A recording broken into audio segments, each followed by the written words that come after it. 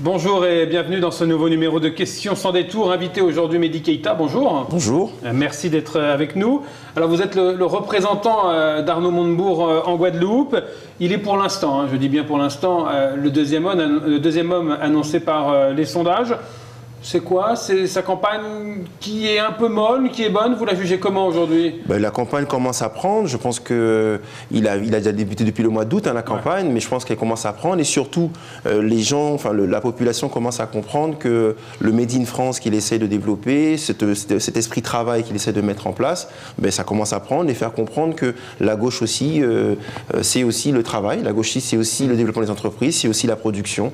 C'est cette gauche gaulliste que l'on connaît un peu tous, quoi. Ouais, c'est en ça que vous vous reconnaissez derrière Arnaud Montebourg? C'est la raison pour laquelle, moi je me suis reconnu vraiment dans ce qu'il disait et puis et dans le programme qu'il propose, et surtout parce on le sait très bien que moi j'ai toujours prôné ce renouveau économique, et singulièrement pour la Guadeloupe.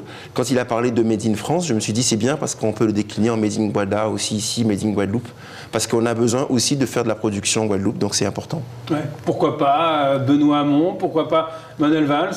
Non, parce que Benoît Hamon, qui est très intéressant aussi, travaille beaucoup plus sur des problèmes sociétaux. Ouais. Et je pense qu'aujourd'hui, on est dans une grande difficulté au niveau de la France hexagonale, mais au niveau de la France domienne aussi. Et donc aujourd'hui, il faut parler plus de travail, il faut parler plus de production, il faut parler d'économie, parce que c'est l'emploi qui est important. Et après, nous pourrons parler des problèmes sociétaux qui restent importants, mais qui aujourd'hui ne sont pas la priorité. Et pourquoi pas Macron?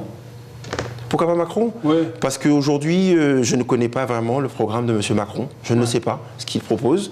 Donc voilà, et puis il faut jamais oublier que M. Macron, c'est le père du CICE, c'est aussi une politique économique qui avait mené François Hollande, et sur laquelle nous n'étions pas totalement d'accord tous, même si nous avions voté pour lui. Donc voilà, donc j'aimerais bien déjà qu'on ait déjà son programme. Ouais. Arnaud Montebourg, justement, il avait choisi de se mettre en retrait du gouvernement, du président François Hollande, on s'en rappelle tous. Qu'est-ce qu'il a fait pendant ce temps-là? Vous voyez quelque chose de bien par rapport à beaucoup de politiques. Il a quitté la vie politique, il s'est mis dans l'entreprise, il est parti se reformer. C'est déjà bien parce que ça montre aussi que l'homme politique est capable aussi d'aller voir ce que les uns et les autres vivent dans le quotidien pour essayer de le ramener là-dedans. Moi, je trouve ça bien parce qu'au moins ça met dans les réalités. Présenter justement pour qu'on puisse tenir ce discours après.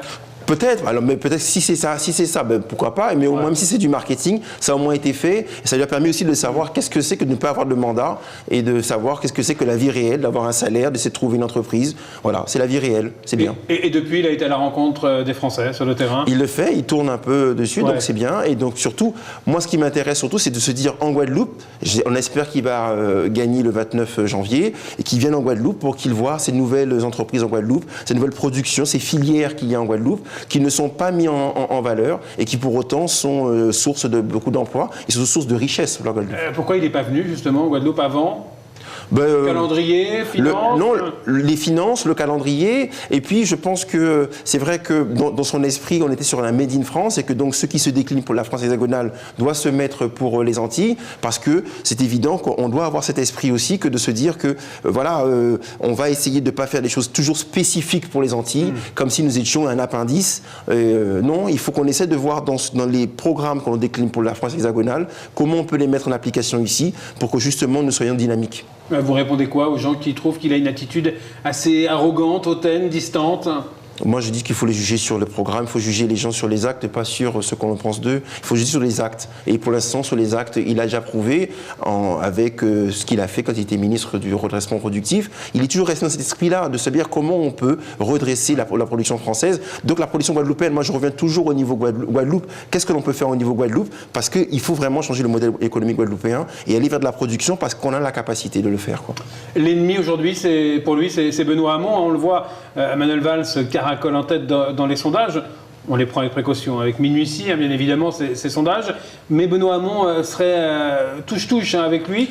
C'est son candidat le plus sérieux aujourd'hui, son adversaire le plus sérieux? Moi, je pense que l'adversaire, surtout, c'est le François Fillon. C'est ça l'adversaire. Ouais. Aujourd'hui, nous n'avons pas d'adversaire chez le Parti socialiste. Il ne faut pas se tromper d'adversaire? Non, il ne faut pas se tromper. Maintenant, on a des nuances et des divergences de vues parce qu'il y a des gens comme Benoît Hamon qui parlent plus de sociétal. De revenu universel, il l'a condamné.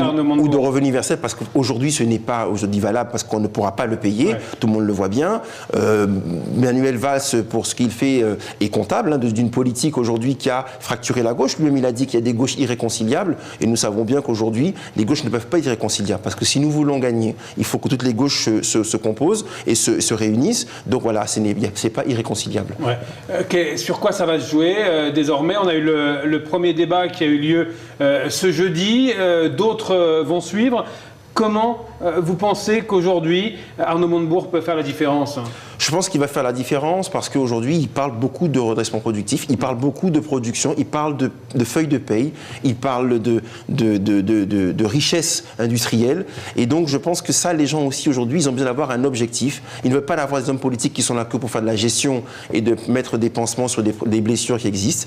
Ils veulent aussi avoir quelqu'un qui donne une perspective de vie, une perspective, un objectif. Et je pense que ça, on est capable de le donner aujourd'hui avec Arnaud Montebourg. Ouais, on a l'impression que cette primaire de la gauche, cette belle alliance populaire, comme on l'appelle, elle est plutôt terne, assez fade, on ne sort pas la grosse artillerie, c'est-à-dire que c'est quoi, on prépare déjà l'après-primaire? Non, je pense que surtout que c'est vrai que la primaire de la droite a pris beaucoup d'espace pendant la fin du dernier trimestre. Aujourd'hui, la gauche a fait une primaire qui était calée par rapport aux décisions du président de la République. Bon, le fait qu'il arrête, enfin qu'il ne se présente pas, ça réduit le temps de la campagne, qui de quasiment que 3 semaines, hein, vraiment pour les candidats.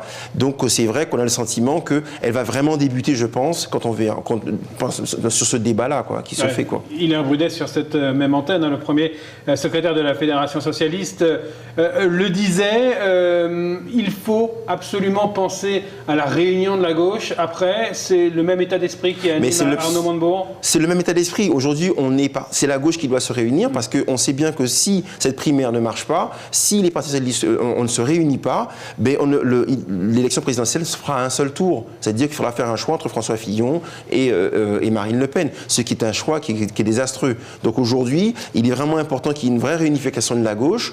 Et donc on voit bien que le seul capable aujourd'hui, avec un projet crédible et surtout donner une dynamique à la gauche, c'est Arnaud Montebourg, parce qu'il peut rassembler de Mélenchon jusqu'à Emmanuel Macron, il peut les rassembler les deux.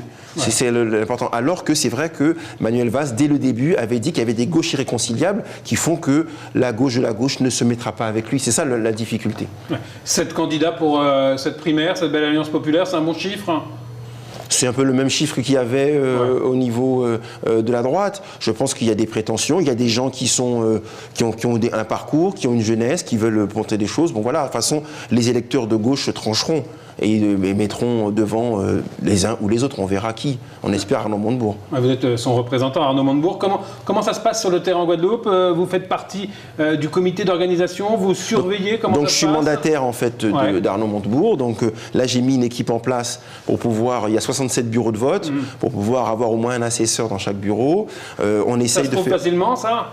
Il y a des militants, donc on a le fichier des militants socialistes, mais on essaie de l'étendre à tous les autres militants du PPDG. Moi, j'appelle aussi les gens du GUSR, aussi, parce que ce sont des gens de gauche aussi, à participer à cela, aux gens de la frappe, à le faire, et à voir, en fait, surtout quand on le redécline sur la Guadeloupe, l'importance, en fait, de ce renouveau politique, ce renouveau économique qu'on essaie de faire en Guadeloupe, que tout le monde veut, et que tout le monde voit bien qu'avec ces 20 milliards d'euros que Arnaud Montebourg propose pour cette relance économique, il faut que dedans, nous ayons notre part pour relancer les start-up, relancer les filières, pêche, agricole, de chocolat ici, parce qu'il y a des vraies pépites en Guadeloupe, et c'est ça qu'il faut défendre. Ouais, vous êtes engagé aux côtés de ce qu'on a appelé un frondeur. Aujourd'hui, c'est un engagement définitif à gauche, Mehdi Keïta? Mais j'ai toujours été de gauche, j'ai toujours été socialiste. Après, tout le monde le sait que j'ai eu des divergences avec la fédération. Voilà, je m'en suis un peu écarté parce que j'avais des divergences avec eux. Mais je considère que là, on est sur une élection qui est très importante, qui est majeure pour la Guadeloupe, mais pour la France hexagonale et tout, et qu'il est important de défendre des idées parce qu'il faut revenir aussi à la maison pour essayer de défendre les bonnes idées. Donc vous allez revenir à la maison, c'est ce que vous nous dites? Je suis revenu à la maison, oui. Ouais. Les législatives, c'est quelque chose qui vous intéresse? Non, non. Pour l'instant, c'est les présidentielles. Je vais aider au mieux le candidat pour qu'il y arrive. Et puis non, les législatives, non. Je laisserai d'autres le faire. Alors qu'est-ce qui va vous intéresser dans le futur? Les municipales? Les sénatoriales, déjà. Les sénatoriales? En septembre? En septembre, oui. Ouais. Vous serez candidat? Je ne sais pas, on verra, mais a priori, oui, je trouve que c'est le mode d'élection qui correspond le plus à des candidats comme moi qui proposent en fait une certaine réforme en fait des institutions, une certaine réforme de la gestion des municipalités, et puis qui proposent en fait une vraie vision économique. Donc c'est plus facile de toucher des électeurs, des grands électeurs qu'une population globale. C'est plus facile pour des gens comme. Et surtout, moi, je suis issu de Pointe-à-Pitre, donc voilà, j'appartiens à la première circonscription. Donc quand on connaît le champ électoral, c'est plus compliqué d'aller sur les législatives, bien sûr. Ouais, on imagine. Il faut être réaliste. En attendant, Arnaud Montebourg va gagner ? On espère, et en tout cas, on travaille pour cela. Et après, de toute façon, le lendemain de l'élection, de toute façon, c'est toute la gauche qui gagnera parce qu'il faudra de toute façon se réunir tous. Il y a toujours un après-élection. Merci à vous, Mehdi Keita. Merci à vous de m'avoir invité. Très bonne fin de journée sur l'antenne de TV. On se retrouve rapidement pour un nouveau numéro de Questions sans détour.